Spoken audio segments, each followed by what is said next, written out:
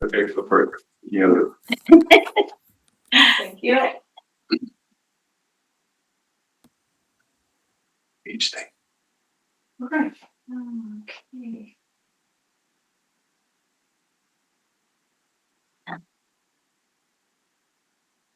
Okay, pretty good stuff. Call this meeting to order at 7 p.m. Catherine, can you hear us okay online? I sure can. Awesome. Call this meeting to order. Village of Silverton acknowledges the Indigenous peoples on whose traditional territories we stand. No addition of late items.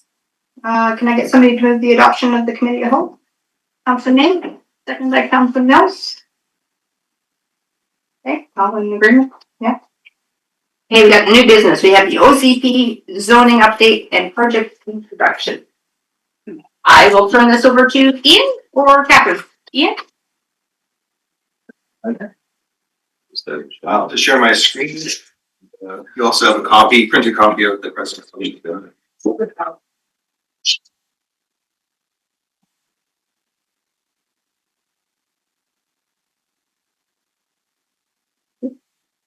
To authorize sharing. Oh, that was there.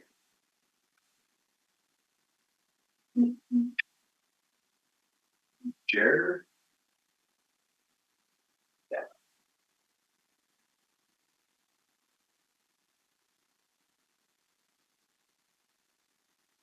Okay, there we go. Yeah. Good. Yep.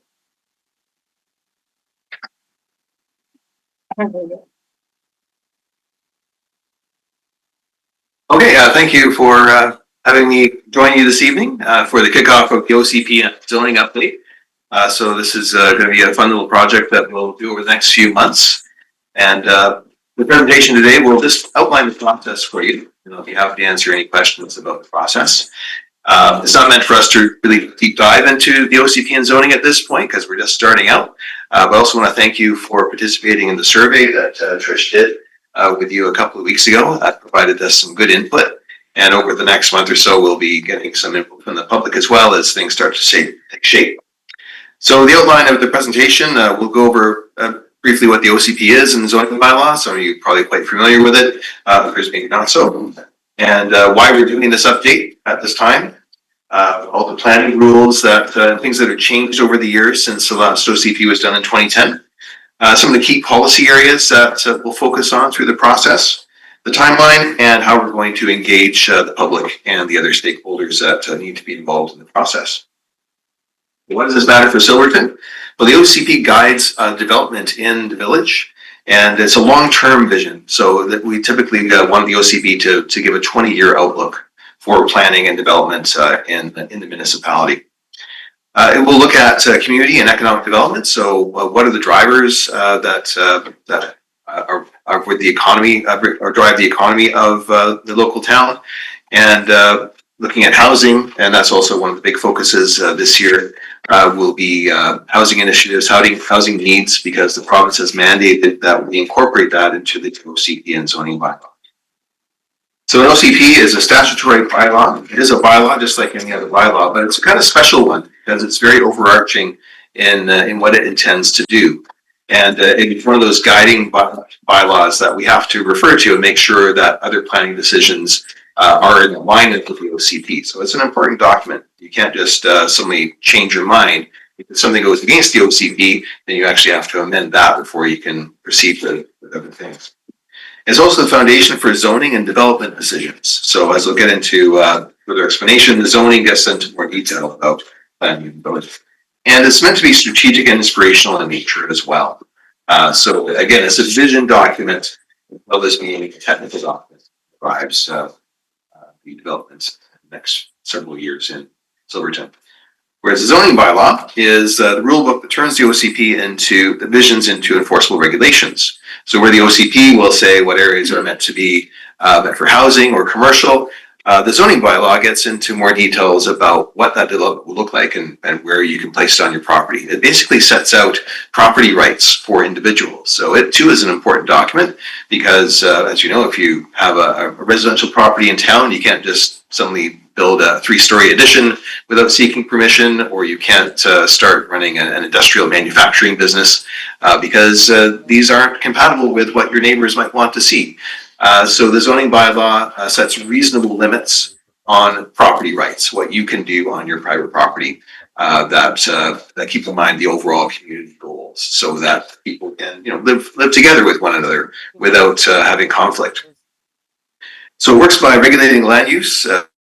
Height setbacks, which is how far the building has to be from the road, the density, so how many buildings per hectare or dwellings per hectare you can have on the lot, so things don't get overbuilt, and technical things like parking requirements to make sure that if you're building 2 dwellings that you have a couple of parking spaces at least, so that you're not relying necessarily on parking on the street where that's a shared service. So the zoning bylaw helps to protect neighborhood character and supports appropriate developments, prevents land use conflicts, which is important, and provides clarity for residents so that they know that if they want to develop their property, if they're following the rules, we also can't say no to them if they're following all the regulations. So together, these 2 documents help ensure the vision, Silverton's vision, is reflected in a clear, fair, and predictable rules that fit our small village context. So, OCPs are done in all municipalities of all sizes. So, of course, Silverton is going to be quite different from the OCP for Kelowna or Nelson even. And that's the important part of it. It has to reflect the community's unique nature.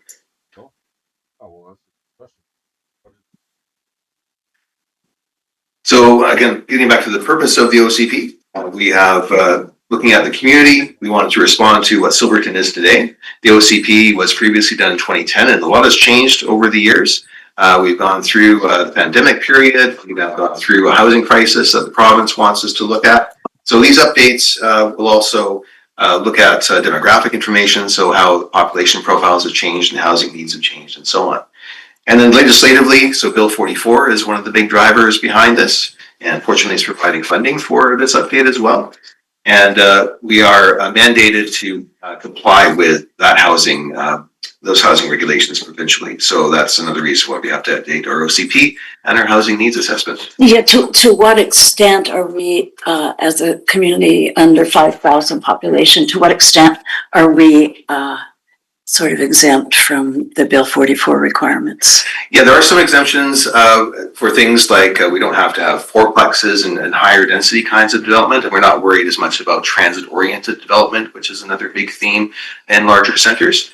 But there are some minimum requirements that we have to do. So by right, generally, people are allowed to have a secondary suite or what's called a carriage house on their property to try and intensify the use of existing residential stock. Thanks. And of course, this is also looking at the long-term future of the village as well. So the OCP with the 20-year outlook, it's a crystal ball gazing to some extent. It may or may not turn out that way over 20 years, but the guiding principles are what's important. It gives us a direction to go in, and OCP should be reviewed every 5 years. And of course, the current OCP 2010 hasn't really been reviewed since it first came into being. So it is a little bit out of alignment with the current realities. But hopefully we can get into a process where things can be refreshed every 5 years, and we can tweak the direction of that the village is going in. So the current OCP and zoning bylaw were adopted in 2010 and 2011, and these 2 documents work hand in hand. So we can't really update one without looking at the other. And with these documents being over 15 years old, of course, demographics have changed. So we'll put in the new statistical information, community profiles, and look at how that will help shape the development of Silverton. And then, of course, the current housing pressures that we're under, trying to find the right balance where people want to have short-term rentals, and we want to preserve or enable long-term rental stock as well. Because with the price of housing everywhere these days, it's hard for people to afford housing. So sometimes renting is the best option for them. So are there options available locally? We want to encourage that. The OCP can be amended at any time. It can, yes. Yeah. Yeah, the process for amending the OCP is a bit more complicated than a regular bylaw because you have to have a public hearing and go through a consultation process, even just for a minor update. Really?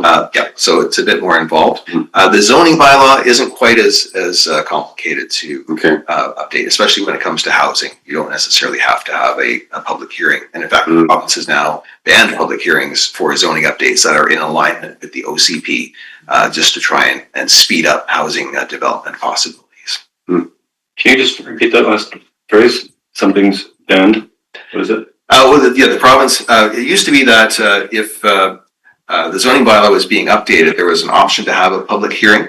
But now the province has said, no, if it has to do with housing, the province will actually not allow you to have a public hearing. So that's to try and streamline the process.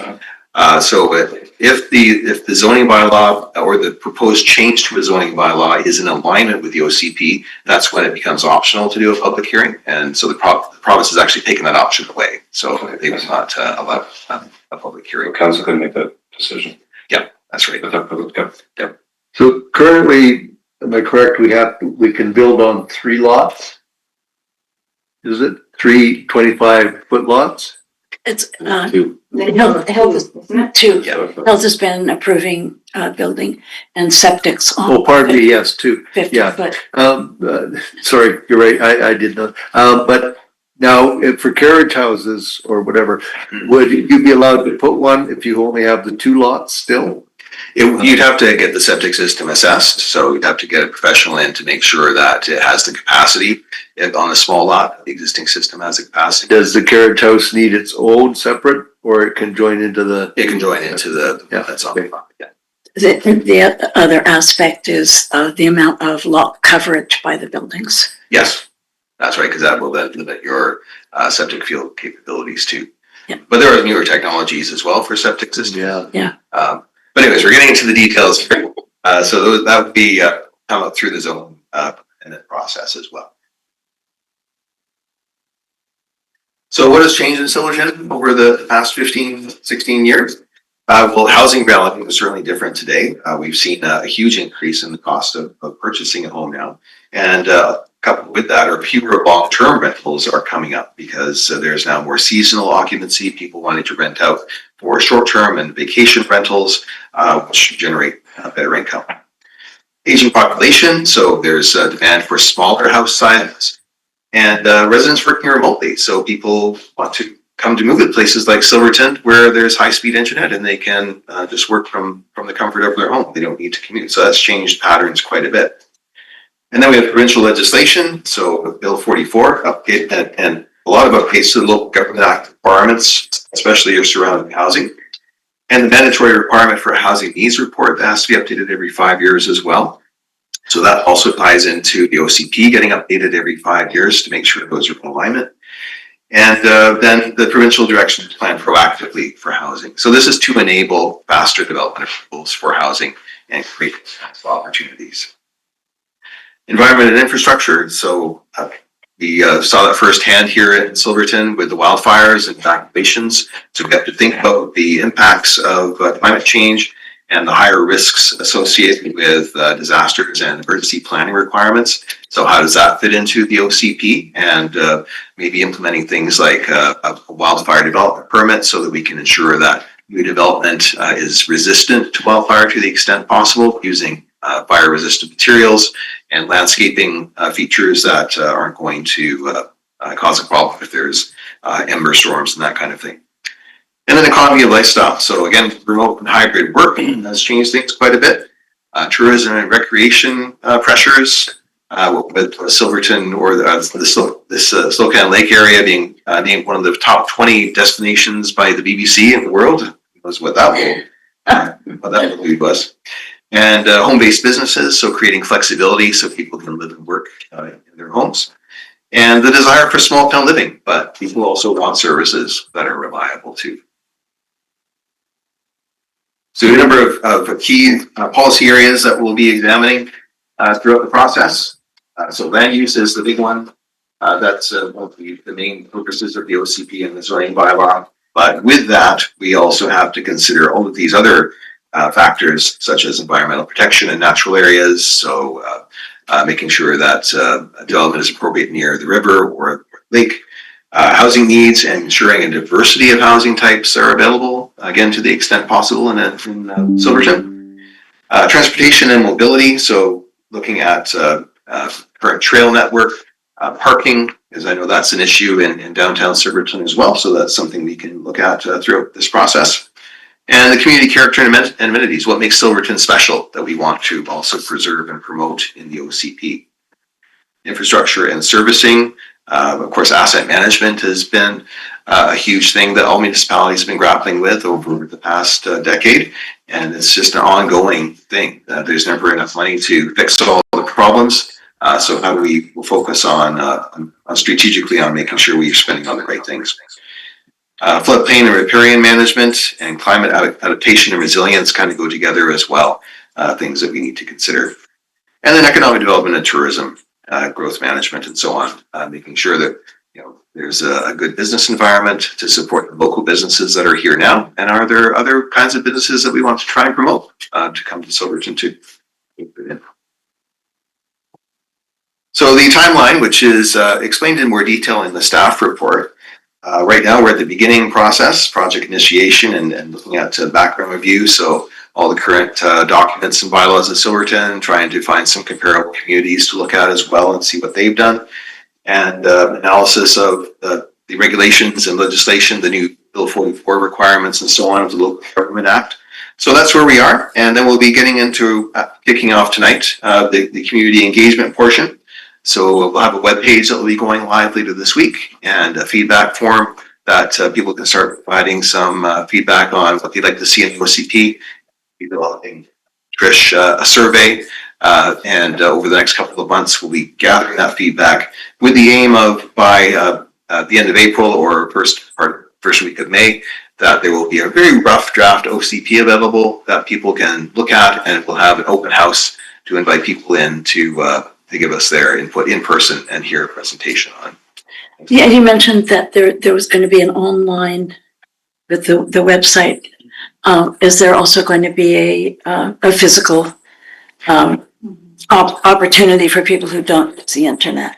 Yes, absolutely. And that's the main purpose of the open house as well. Okay. So that's why we wanted to have a very rough draft available for that open house. Great. So that people can look at, these are the early directions that we're seeing. And of course, people can submit anything in writing as well. And if there's interest from people that actually want us to talk to them, in any businesses, that kind of thing, community groups, so we would be happy to do that as well over the next couple of months. Thank you. And then once we get that input from the public open house, we'll start fine tuning the OCP and zoning bylaw with the aim of bringing a draft to council at the beginning of June and starting off the hearing at the formal process for adoption. So first and second reading, and then a public hearing tentatively scheduled for July 22nd. And then final adoption in August at the August council meeting. And then that leaves us well ahead of the election cycle, which we're also sensitive to avoid as well. And I love this slide here. So Silverton's small, but your voice isn't. So help save Silverton for the next 20 years. So this will be part of the look of the webpage. I like the AI Trish too.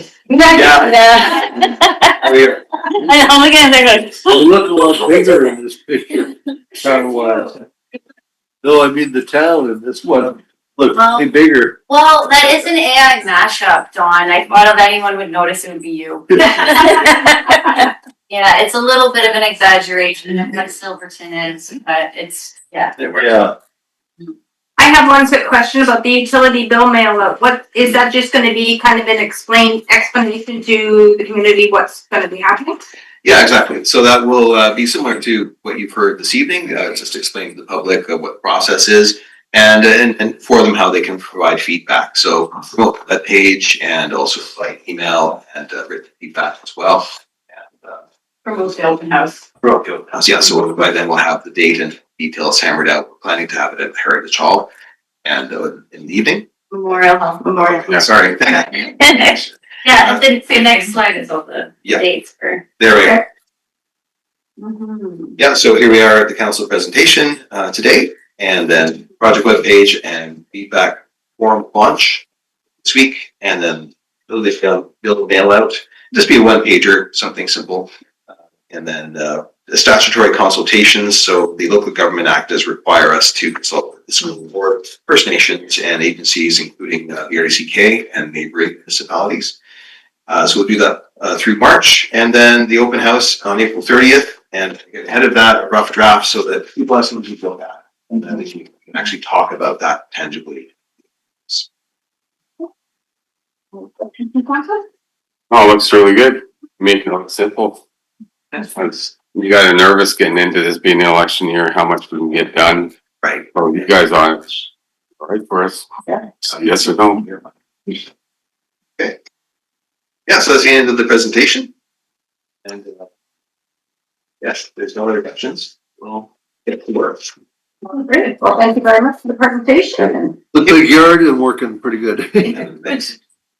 You're welcome to stay for the rest of the meeting, or you can. I'll sneak out if that's okay. Absolutely, yeah. You don't want to listen to the. You only get half your pay though, if you only get half the meeting. No. I've seen the positive side, RDCK shared services. Yeah.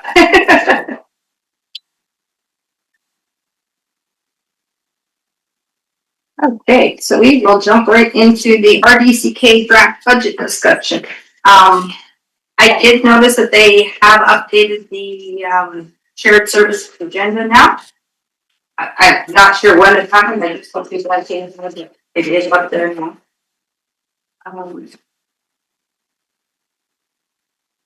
On there, it's pretty much the regional facilities report. Leah might be able to give us more information on what was supposed to come out of that. This is for the shared services agenda. Okay. In the RDCK website, it's on. Yeah. Is that in one of these pages? No, unfortunately, it wasn't updated onto the website until last minute. So I'll kind of run through what's on there. There's the regional facilities report. There's the Summit Lake Ski Hills bylaw amendment. And then there's the budgets. Yeah. That we'll go over a little bit more in a bit. And then there's a library case analysis. We won't get into that kind of stuff because I don't even know what really is going to be there. I haven't had a chance to look for the vision or the end. Yeah, I was able to get it. It was quite late in the afternoon, so I've, sort of looked at it, but haven't really delved into it. I was just actually curious what this regional facility Facilities report was report. about.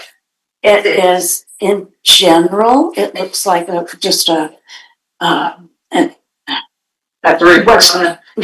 the current state of the regional facilities? All of them or just ours?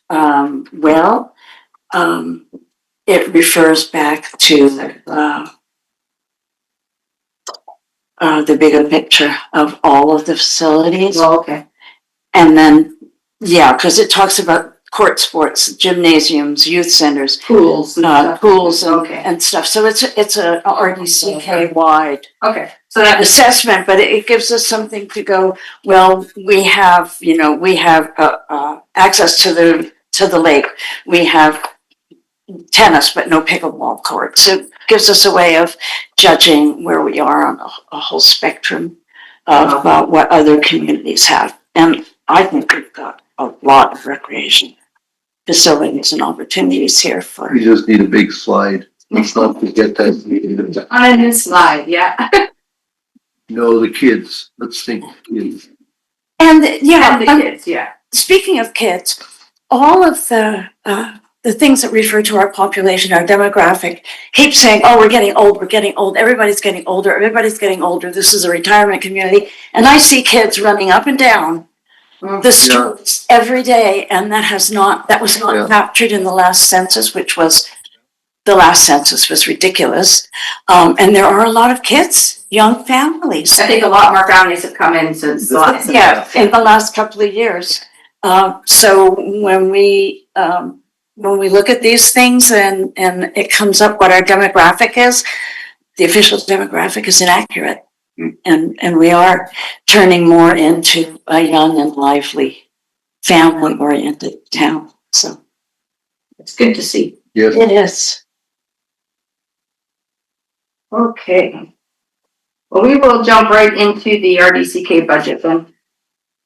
Catherine, do you have any issues with that? No, I think that's a great idea. I think that the information in the report is based that Joe provided about the various facilities is based on a 2016 survey that the RDCK did of the entire RD.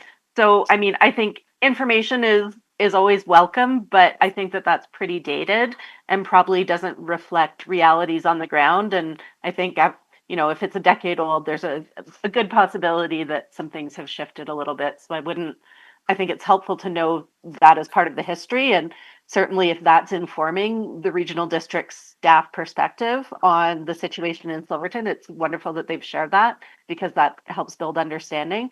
I did see that the request that I had made to the regional district to have a $6,000 grant for the gallery operating expenses in 2026 was included in the agenda package. So I don't have a lot of detail about what the discussion is going to look like on Thursday and whether that is something that can be achieved.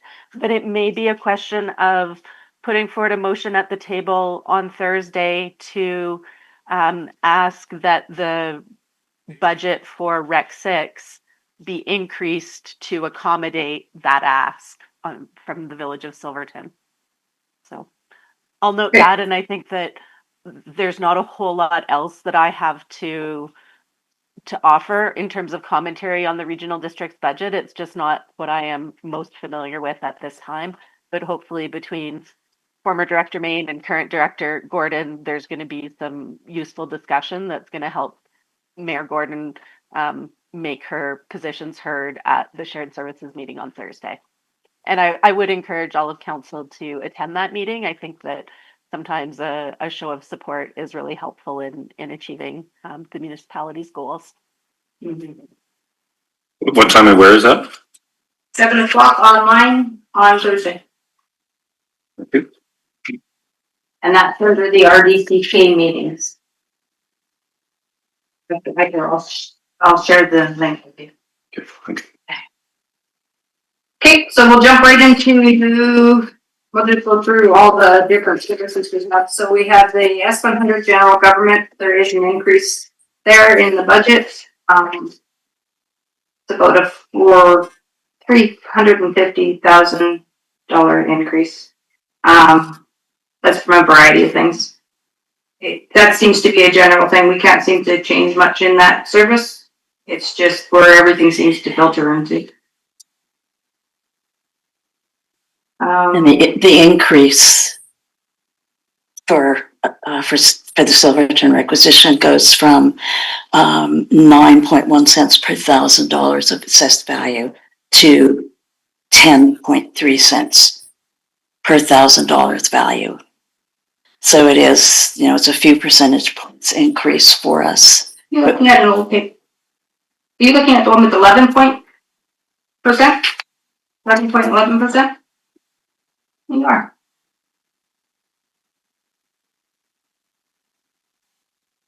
Okay, yeah, I see where you're looking at. So just, if you don't mind, just clarify what those two columns are. You said something about them just now, but Okay. is that just Silverton? Yes, This is just for this Silverton. sheet is just for Silverton. Yeah. So the rate per thousand is the mill rate per $1,000 assessed value. And everybody plays the same rate. The same rate. So if you have, a more valuable property, it's going to be a bigger dollar number, but it is at the same rate for everyone. And just to clarify too, that's everybody's rate. So that's Silverton's rate, New Denver's rates, Area H, all of us that are within that general administration. So GIS is going to change in the next few years. Nelson is withdrawing from the service, so that we'll see a huge increase in that one. They're trying to figure out how it's going to work. So there's still more to come on that one. So just, Yeah, go ahead. I mean, there's no staring at this if I don't understand what's going on, so I'm just going to try to understand and ask. Why are those numbers all the same? Assessment for all those different things? What's going on? Because the assessment is the rate for all the assessed, buildings in Silverton. So that rate will never Okay. change. So the only thing we're really looking at there that's changing is the rates, the Yeah. percentages. Okay. Yeah. Rate per thousand.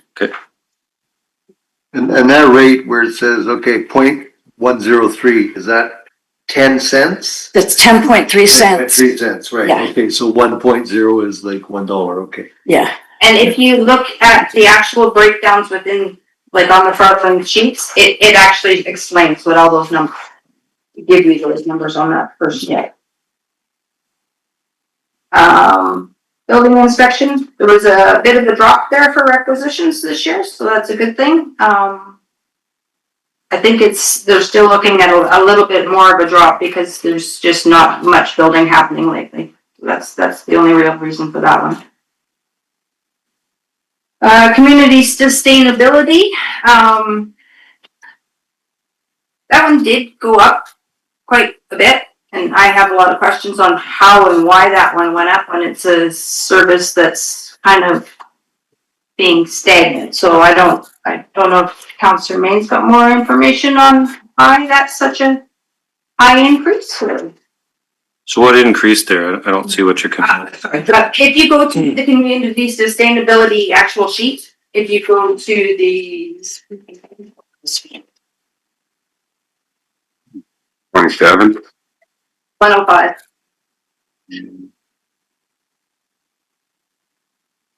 And you'll see from the 2025 budget was 190,000 and some, and it's gone up to 243,000.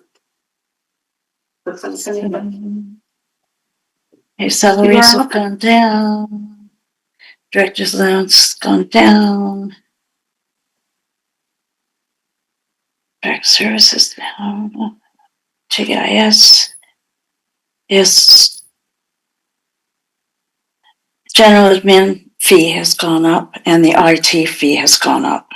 And that looks like it's the majority of the rise. So why would that go up if it's Sustainability. Don't know. Okay. I think if you look at each of the services, you'll see that admin and IT have gone up. Yeah, I understand that it would go up in most cases, but when you have a service that's not doing anything, there shouldn't be any extra work in that service. You wouldn't think that the money would be going up. It would be going down, if anything. And where do you see those, the admin and IT in this community sustainability? Volume 2. Breaking it down. That's a big jump from 59 to 25. Yeah. Huge. Or like like I said, a service that's there's nothing happening in that service at the moment. Trying to figure out where they're going to all that Are stuff. they hiding numbers by putting some in there? I also have questions on the prior year service or surplus. For the 2025 to date was 134,000. And I don't know where that's going into. Right. Into the expenses. So I have questions on where they rolled that in. If I may, Yeah. I think that that's a great opportunity for Silverton to make a suggestion at the table. I mean, you'll have to consider this, but particularly because Silverton has been paying into the service and we've now given notice that we intend to withdraw from the service, we would like the prior surplus that we have contributed to be used before we withdraw. So rather than increasing requisitions this year, perhaps they would consider drawing down some of their prior year surplus, because as a participant, we're not going to derive benefit from those past contributions that have been accumulating as surplus if they hold on to it. So much of that surplus is grant money. It's not from requisitions. Oh, so it's possible that it's not an option. Fair enough. Yeah. So, And I think most of the things in that service are with grant. and so there's the requisition for that service, and it looks like a fairly big number, but that is always parlayed into 4 or 5 or 6 times as much money in grants for doing each of the projects. So Well, their ratios aren't that good because this year their budget is only, like, the Yeah. majority of their budget is coming from requisitions, so it doesn't look like they're managing to do that, although I do appreciate that they may have some obligations from prior years. And I Yeah, do and- notice that they had on the last agenda package, there was a review, sort of a service review, and indicating that they recognize that their general admin, like the amount of admin that has been being budgeted Yeah. for is insufficient to cover the services that have been promised. And so I think that that's likely what's driving those across the board increases in the transfer to general admin that we're seeing in every single service, because it's sort of like playing some catch up from prior years. Yeah, there's that, and I do know that the increase in IT fees stems in large part because the royalties that RDCK has to pay on the software that they're using, the subscription fees have gone up. Yeah, that actually wasn't a very big jump. It wasn't a very big jump in this service. Yeah. But in some other services, you might see a bigger jump in IT, and it's the cost of the software is just phenomenal. So, I mean, that's, a couple of places that would be good for questions. Okay, sounds good. I just wondered if you had any information or not. Economic development is another one I had a question on. The requisitions, and I'm looking again on the full breakdown. What page is that? 34? S-114. Sorry, I'm not looking at that. 34? 34. I think so. So on 34, if you go down to requisitions, it says for the 2025 budget, it's the 11,278, up from 10,314. That's another service that is stagnant and not doing anything. So I have questions on why the budget's doing. Actually, that service is not stagnant and not doing anything. It's just that the way it's done is through Community Futures, and it's done on a regional basis. It's not so much that we can sit here and say, this is what Silverton has done for economic development. I was in the last meeting, these were two separate things. That was a grant through Community Futures, and this is the economic development service Yes. through the RD. Yeah, and we contribute to that. The requisition money that we raise through taxation, that money is used. In addition. That is part of what Community Futures gets to use, and then they get grants because $10,000 a year is not sufficient. If I may, there Yeah. is a contract for Community Futures. Community Futures submitted a grant for REDIP funding that is, I think, a 3-year project, and that's what's covering the Ron LeBlanc's wages and the activities of Community Futures to support economic development in the Silverton Valley. So that supports the Silverton Valley Economic Development Partnership, but that as part of the condition of the REDIP grant application, there was a contribution from local government. And so the contribution from local government is what we are seeing as our requisition. And that just funnels, less the transfers to whatever we pay into like regional district general admin or whatever for them to cut the check to Community Futures. But this is the Silverton share of the local government contribution towards the REDIP grant that funds the Community Futures project. I hope that's clear. Yeah. Okay. Thanks. Thank you. Okay. Any questions on economic development? Emergency communications, 911. That's pretty standard. They just had a big increase with this. Where's that? 10, sorry. That's 156. It's probably gone. I see, yeah. After referring back to the first page. Yes.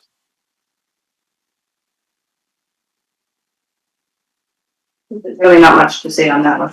I'm not too sure when they have discussions on the budgets with that one, but there's really not much you can change on that at all. And part of the reason that that's going up a bit The 911 service in British Columbia is funded partly through an assay on landline telephones. And as there are fewer and fewer landline telephones, the 911 service is getting less money. And so our requisition needs to go up to compensate for that, unless and until the province starts doing that levy on cell phones as well.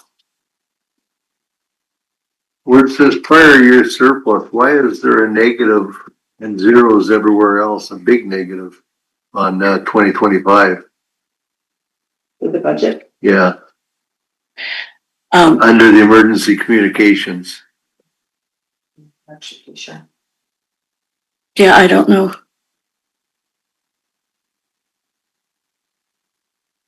I would probably guess, this is just my guess, in the last few years, there was a lot of, surpluses that were reduced going into the next year, so that could have been something they've reduced that they shouldn't have reduced. They probably had, it was allocated somewhere else. And it wasn't actually shown. That would be my guess anyway. Okay, on to emergency planning, S-161. page 80. Nothing to say on that, it seems like a $1,000. It's, looks like it's just going up by, the, CIP, Yeah. which is 3.4% or something this year. When we have such as investment income and interest, zeros all the way across, what, is that something they don't do anymore or? Once upon a time, it was a line item that was being used, it's not being used anymore. Oh, okay. One day, they'll probably delete those out of there. On to S-178, the cemeteries, the Moving. Requisitions have gone up a little bit. They are getting a little bit bigger grant this year. They came to the meeting, the shared services meeting last time, and asked for an increase. We still haven't seen any expense figures from New Denver on that. I've been working my butt off today. Nobody's been slacking. I don't doubt that their expenses are increasing. I just Yeah, I think it was a request that we made last time, and Yeah. I'll just ask for it again on Thursday, see what they said. And just to let everybody know that wasn't part of that meeting last, what is it, February, March, no, November? Yeah. They will be increasing their fees too. So if you plan on being buried in the New Denver Cemetery, you might wanna go get your plot now before the fees go up.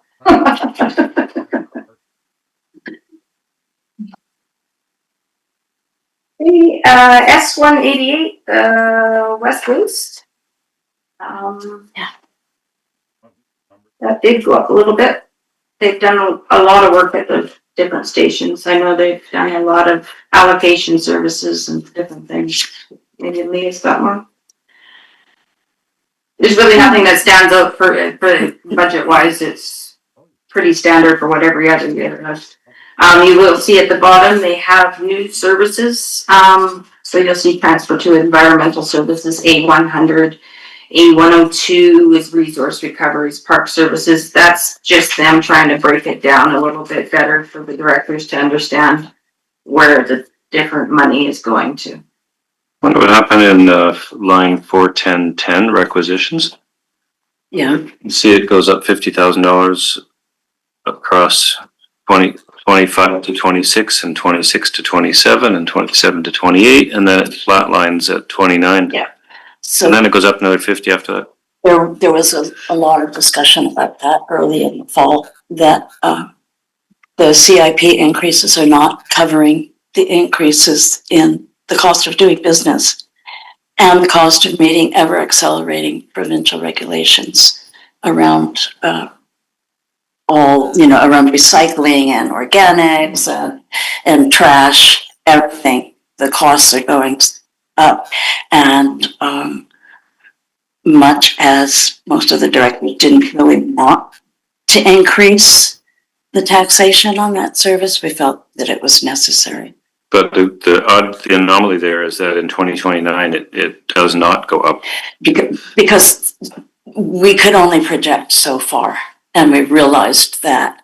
But in 2030, it does do the same 50 jump again, so that it's an anomaly, whether it's a mistake or whatever, it's odd. 27, 28, 29, okay, that's 2029 is 2030 is an election year.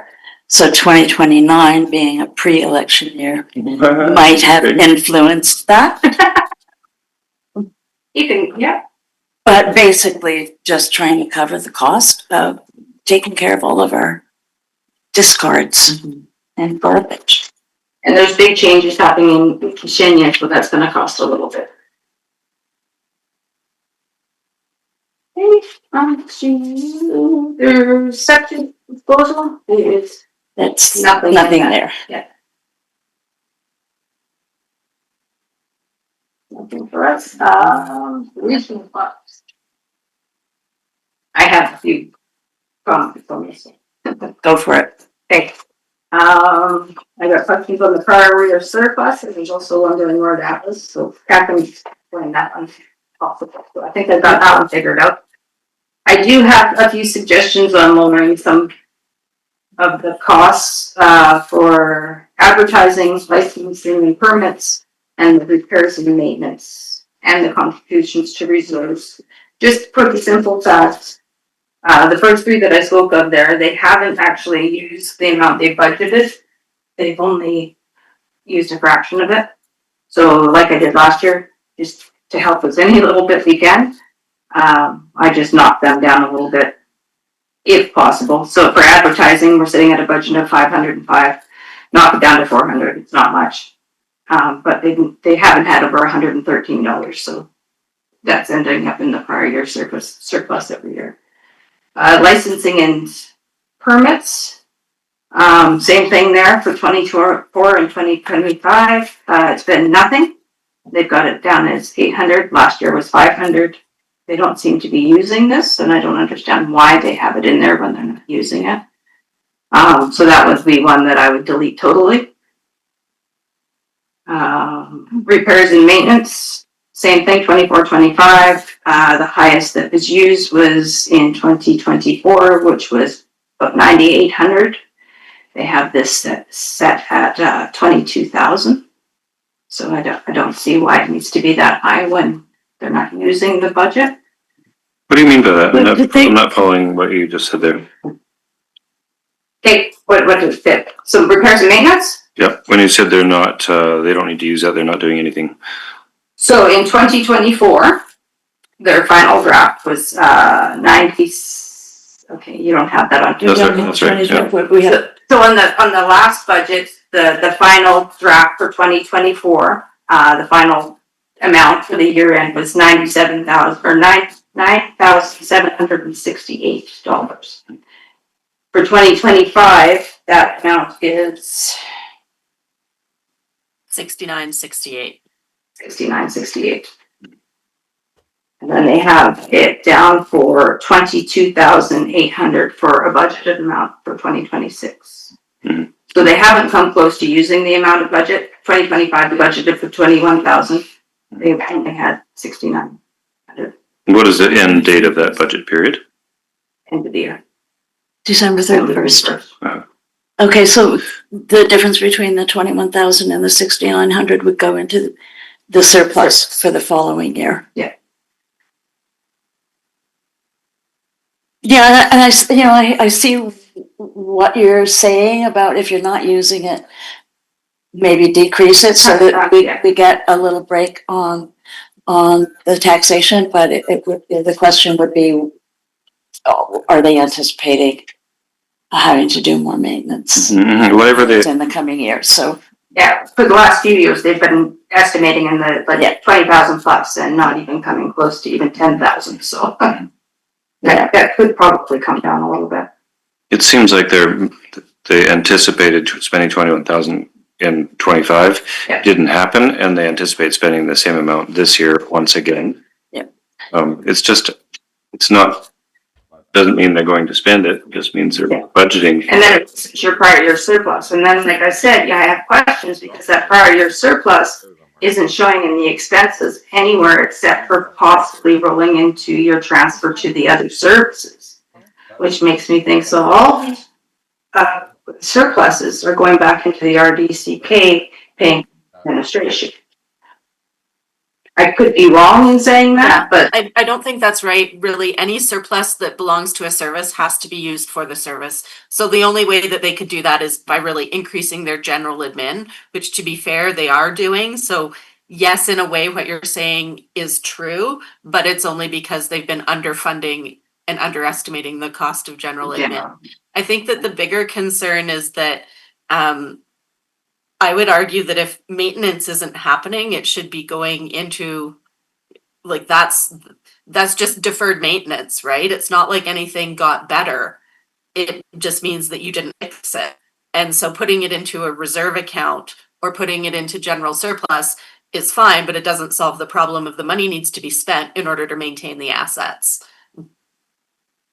Can they further explain what that maintenance is for? Which park and what facility? they didn't give the breakdown. It took me till January just to get 2025's information, so. If you look in the agenda package for Thursday's shared services, Is it in there there? is a park by park breakdown of this. So I think that would be, if anybody has an opportunity to look through that package and share some thoughts with the mayor before she goes into that meeting on Thursday, I think that would be tremendously helpful. Yeah, I do agree with that too. If this, I didn't, like I said, that agenda was just uploaded, so I didn't go by anything on that. But from last year's, I kind of figured out what it would be like, and for our 5 parks that we have, it's about $178,000 to just manage those parks. That's the staff that goes in there and weed whacks and does the trail work and all that kind of stuff. There is $25,000 going into the reserves, and about $141,000 going into the RDCK different services, your park service, your community services, your asset management, all of that kind of stuff. So it's costing a lot to manage that service for the price that we pay for the parks. If that makes sense. And there are no parks immediately adjacent to the village of Silverton, whereas every other community has immediately adjacent parks that are being funded by the service. Yeah. Yeah, when I looked at the breakdown for it, it's Crescent Valley and Galena Trail, both around 50,000 to maintain for the year. The rest of them is around 10-15,000. But the breakdown is in the regional district budgeting pages. When, just to jump ahead of it, when is the final draft due? But we have our shared services meeting on Thursday where we can submit proposals on changing anything. And then after that, it's the board. It's done. I'll be traveling that day, but I'll have a look at this or to see what was sent out. I'll send you my spreadsheet that I have here. It might confuse you a bit, but I went back and put down from 2018 all the way to 2026. So I had a better idea of what was happening within these services, and I have it for every service that we have in Silverton. So I'll ship it off to you. If it doesn't make sense, just ask questions. It's more like me doodling, trying to figure it out in my head. And don't forget that there is CIP increase every year. Okay.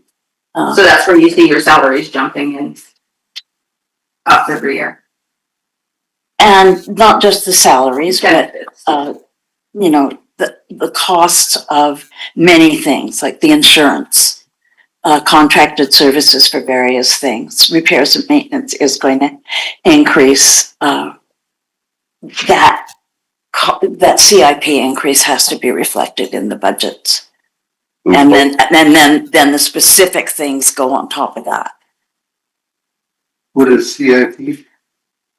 That's your inflation. Oh, And one thing I have noticed about the regional parks is if they do any work to the different parks or trails, more often than not, it comes out of grant money. It's not out of positions. On to Summit Lake Ski Hill. So the requisition for this bill, $7,000, there is a, motion in the event package for it to increase. I don't know that it's gonna increase too, but I don't think it'll happen for 2026. I think it'll happen 2027. TV Society, same thing, a little bit of an increase, but that's more for the CIPs. That's another allocation service, we don't do anything with them, they get significant benefit. Thought we opted out of that. Right? nope, No. voted to stay with it. We tried, some of us tried. Yeah, I guess. Yeah. Okay, on to the rec commission. This one did go down actually in requisition. And I'm thinking maybe it's to do with the report that they're getting for shared services for all of their facilities, could be. It could be, I didn't get a chance to read the regional district stuff in depth because it was quite late. Keep in mind also that if we do ask, which we, it's on the shared services agenda that Silverton is requesting that the Silverton Gallery be supported through an annual contribution that comes through Rec 6, that's going to increase the requisition by whatever that amount of money is. Mm-hmm. I had a question for you, Catherine. Yeah. We're only asking for 6,000. Could the other communities give their discretionary grants for that and then just keep it out of the service? Well, only the rural areas have discretionary grants. The others have like what we have as community development funds, which are sitting down there. And I think that it would be tricky to use community development funds because there are very few rules around them, but it is supposed to benefit your community. And so sending those out of boundary might be a little bit trickier. Whereas this is a service that is has drawn the boundary around defined portion of area H, Silverton and New Denver. Does that help? Yeah. I do notice that they are appropriating a healthy prior year surplus on this service for 2026 to help keep, they are seeing an increase in the total budget for the service, but the requisition is going down. They're pushing some of that to user fees and they're pushing the bulk of it into prior year surplus to afford what is being proposed for 2026 out of this service. Anybody guess at in rec commission number 6 on the very top line? Once again, there's in 2028-29 jumps from 54 to 68. That's an unusual jump compared to all the other years in income. Like what I'm just curious, what's anybody's best guess as to why suddenly that income is so much better? My hunch is the only thing that they would be able to plan for at this point is they have some capital equipment, like capital projects, like equipment that is reaching end of life. And so they are budgeting some additional capital investment for 2029. But That's an income line though, right? Yeah, but they're increasing the requisition for a reason. And what would they know Got it. coming in a defined period of time at this point? The only thing that I can think is that some key asset is reaching its end of life. And so they're budgeting for increased contributions to fund asset replacement. But so it's an asset management. It's pure speculation. I don't know what that asset might be. Yeah. And in that case, just to help me get inside this a little bit better, why would they not do the requisitions like each year, bump it up instead of waiting till 29 and then jam it up there? I think that, we are in the early stages of our asset management journey. And we've reached the point where, we've tried plugging numbers in and it's spitting out things that It's probably not super accurate, but at least we're getting some numbers spit out. I think that the regional district is not quite as in an advanced state in terms of their asset management. They're a little bit later to the party. And so I think that they're doing the best that they can with the information that they have. But my guess is that their data is pretty much full of holes at this point. And so this is Yeah, a yeah, guess yeah. rather than a well-oiled machine. Yeah, yeah, so don't look too close at it. Yeah, especially the things that are like 4 or 5 years out, because there's no like dedicated master plan for this service or anything else that I would rely on as a crystal ball. Yeah, so trying to make numbers work and so trying to make it make sense. Yeah. Doing their best they can, trying to make the numbers work. That's my hunch, and obviously maybe they'll have a great explanation on Thursday, so tune in. I had one other question on this one for the salaries. Once again, they're budgeting kind of high. Were they supposed to hire another staff member? Is that why it's so much higher than what the final numbers are?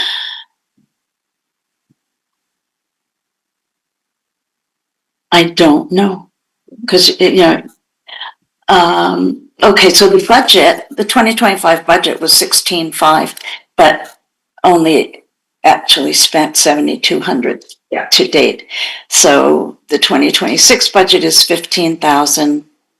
It's not, it's not increasing by much more than the CIP over the But course of we that. didn't use the budget is what I'm getting at. So in 2024, we only used just over 7,000 too. 2023 was 6,800. So we're not even halfway to that 15,000 point. So I'm curious why they doubled. Was it an extra staff person that they expected to have for the last 5 years but didn't get, or why is that number so high? I don't know. Okay. I don't think they changed the advertising line. Maybe they did. Maybe they did, because I know all the rates for the Valley Voice are going up, and that's probably one of their prime advertising. Yeah. It's 26 actual is way down, but budget is still what it was budgeted. Yeah. It's higher than what they spent, but it's same as what they budgeted. That's Rec Commission uses for advertising. So I just pulled up the detail that's in the RDCK shared services package. And when it's talking salaries, it gives janitorial, meeting coordinator, instructors, and maintenance. So those are the categories of salary costs that they are budgeting for. So it's nice to have that level of detail. Okay. Sounds good. Any other questions on that one? Oh, I was gonna bring up the accumulated operating surpluses. They throw that in here now. So I don't know if maybe that part of that surplus, Yeah. up top, the prior year surplus. Yeah, and they're proposing to take 44,000 of prior year surplus to fund this year's operating. And I will note that they are budgeting on the expense side accumulated operating surplus of 28,865. So as well as budgeting on the expense side a $5,000 contribution to reserve.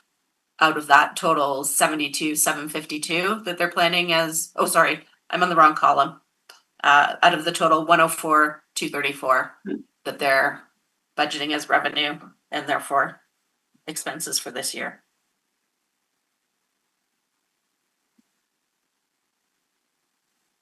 Would that kind of like go into a reserve for that? Or should it be going into an That's operating reserve? strange, and I don't understand it. I mean, I'm not sure why I would use prior year surplus to accumulate an operating surplus in this year. Like that's money just going in and going right back to where it was, unless there's something that I'm missing. So maybe the discussion on Thursday will make that clear, because that just seems weird. You could just take 28,000 off that prior year surplus at the top and remove that line F 59,100 on the expense side, and you would be at exactly the same place. I think. Well, because I see for the accumulating operating surplus in 2026 is your prior year For surplus in surplus. 2027. And same thing for 2027, you got your operating surplus of 13,000, and then the next year it shows as a prior year surplus for 13,000. Yeah, so I'm not too sure what they're doing there. I can't say what they're doing there, but Okay. I You're think that confusing those questions. Taylor, you wanna make One a thing guess? one thing that I notice is that we pay those transfer to IT and transfer to general admin, which I'm not arguing that like those are legitimate costs that the regional districts should be apportioning to each of those services. But when we are collecting more and inflating the budget for a service, we do pay a proportionally larger amount in those transfers, because those transfers are based on, if nothing else, the budget for your service, right? So there is an argument to keeping things pretty lean, because that portion of the budget that gets transferred over to general admin is gone forever from the service, whereas the portion that rolls into accumulated surplus or whatnot, we're not losing it, we're just putting it in the bank for use for the same purposes down the road. But Okay. And any monies that go into a surplus account, they stay with that service. They cannot be used to buy another service. Another service can't dip into them. unless they've been Yes. transferred out to general admin. Yeah, unless it's a community service fee or an IT fee Yeah. or a general service fee or all these other fees. Now they have all these different new accounts too, so we have a lot more for them to roll it into. Yeah, so I think that we just want to make sure that our budgets for our services are as lean as possible, so that we pay our fair share for those shared things like general admin or IT, but we don't need to be paying those our share of general admin and IT for money that we're not spending. Yeah. It's just rolling forward. Okay. Any other questions on that one? Budget is so much higher than other previous years and projected years. Okay, 104. And the next closest is next year. And then we're going down. I think they're still trying to figure out, the one thing I'm gonna ask on this rec commission, I haven't, like I said, I haven't looked on the agenda, so it might be on there, cause I have been asking for it. But it's a breakdown of what it's costing them at the New Denver Gym, because what I've been told is this rec commission is the New Denver Gym and the fall and spring grants. Yeah. And that's it. And so I think that where it says contracted services, which in 2025, actuals were 2240, which was significantly above budget. Well, not, and budget for 2025 or 2026 is 2500. That is paid to Village of New Denver staff to administer the program. And then there's some FOBS janitorial facility under operating supplies. So there is a little bit of detail in that RD package. Okay. That I think you will be able to figure out for the most part what it is. But I think that, What it that is. contracted services in this case is paid to the Is what Village of they New pay. Denver, is my understanding. Okay. And I think the answer to Brian's question about the 2026 budget number being so high is that 28,000 accumulated operating surplus. They stuck that in there to balance it out with the income. But if you took they that out, it'd go right created back in line, to where, so it seems to me that little, whatever they did to make the numbers work there is what made that bottom line 104. It's just, And that could be because a lot of the directors have been asking for them, instead of writing prior year surplus, for them to break it out between operating surplus and allocated numbers. Because like I mentioned at the beginning of the meeting, this is where they came into problems, because they decreased prior year surplus, but then they had that money was already allocated for a bunch of projects, and then they had to scramble to find that money. So that was why you had that negative number there. it's kind of mind thing to see accumulated operating surplus as an expense. Yeah, I agree with that. Taylor's knowingly smiling here and not saying anything. It's a bit weird. Yeah. Yeah. So after going through this, when we go to the village budget for next year, it's gonna, Yeah, it's gonna be easy. really easy. I understand that. Yeah. But this is just, it's crazy, but they, you know, they run over 100 separate services and each service has to be. The one has to Maybe be. two, I think, is Yeah. their final count. So it's- Wow. Yeah. Okay, so we're on to the last one for the transit, the bus service. It was a pretty large increase. I will let Councillor May. And that increase comes directly from the province of requirements that they've put on the service. And it's been a while since our last meeting, and I think it was about 6 months ago that we had the last meeting. Wow. And then there was one meeting that got canceled. So, yeah. So, yeah, like Councillor May said, they changed the allocation services, so that may change a little bit with our portion of it, so the overall budget did go up substantially. This is government adding more stuff on that, not paying for it. They can't pay for it. And part, yeah. Yeah. Yeah. Things like, you know, the requirements that they put on the bus stops, that the shelters have to meet certain, it's like, you can't just throw a shed. You have to meet provincial requirements on it, and it just increases the costs exponentially. But, yeah, you'll be able to see the breakout of all of those things in the regional district. Budgets. Do we, crew, keep that cleared out? The best? That's, okay. Yeah. That made most sense, but perhaps. And it could be too, I think it could be that we've just sort of, they feel like we've fallen behind, that the thing it's always been low and it's never caught up. And finally, this was a year to get it back, get it up to speed. Could be. I have no idea. In 2024, they had a good surplus. In 2023, they had a good surplus. 22, same thing. So it's not that. All over 200,000 for their surpluses, so I don't know.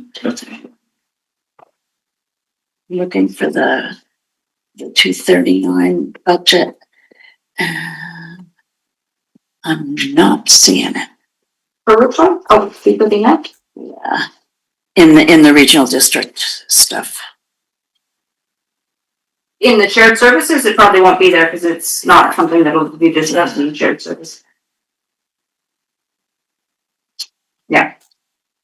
We can probably just upload for it changing. So it's down to an 11% increase, so that's better than 15 at the start of that. Yeah.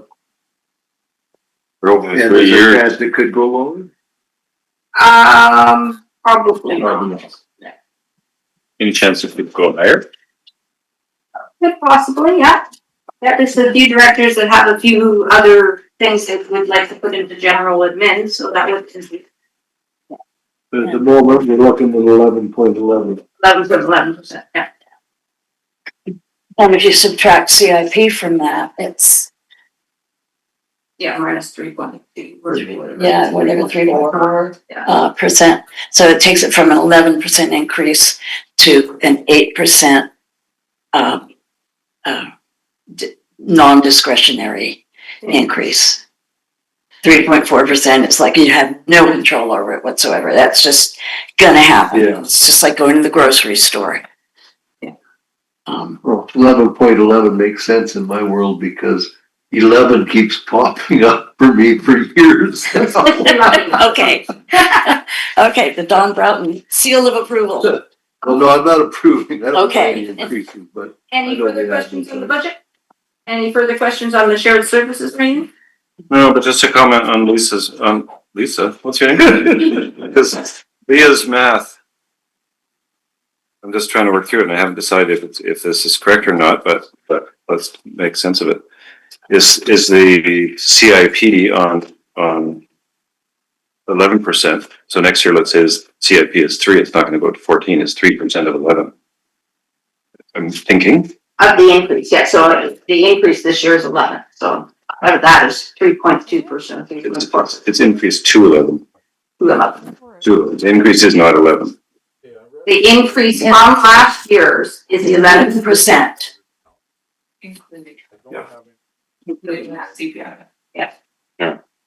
So in the last 3 years, it's gone up over 44%. Is that right? Yeah, 2024 was 20%, 2025 was 13%, and 2026. That's unreal. If going back prior 3 years, were the increases similar? Or is it just sign of the times? Where inflation is so high, though? Definitely been increasing since 2020. Yeah, but the last 3 has been 44%. Yeah. My wages haven't gone up 40. You want to. And one of the things that's affecting it is asset management, that's being built into budgets now, that any service that, has assets. Yeah. Has to plan for it. And that's, yeah, all of that's so expensive now. Yeah. But running a business, you have equipment, you have to plan for when that gets replaced. And if you haven't, Just haven't the planned box, just Yeah. for the last 15 years, you haven't planned for that, well, suddenly there's some catching up to do, which is probably what's going on. To some extent, yeah. And the, what I was saying before about the cost of IT, the licensing fees in the last 2 years have jumped like 35%. And you can't run an organization of that size without the proper software.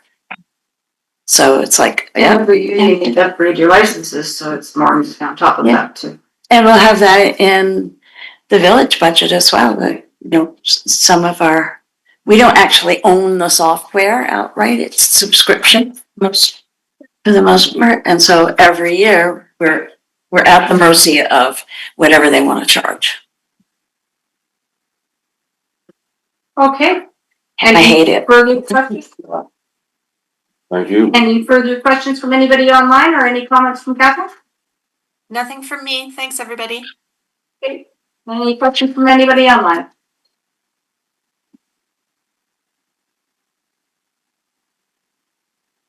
Being nobody, I will get a motion to adjourn the meeting. Council Crum, seconded by Council Mage. Thank you. Hey, Kevin. Thank you, Catherine. Thanks, Enjoy your everybody. holiday. Have a great evening. You too. You too. Don't go to Mexico. Thanks, Taylor. Yeah, that's cool.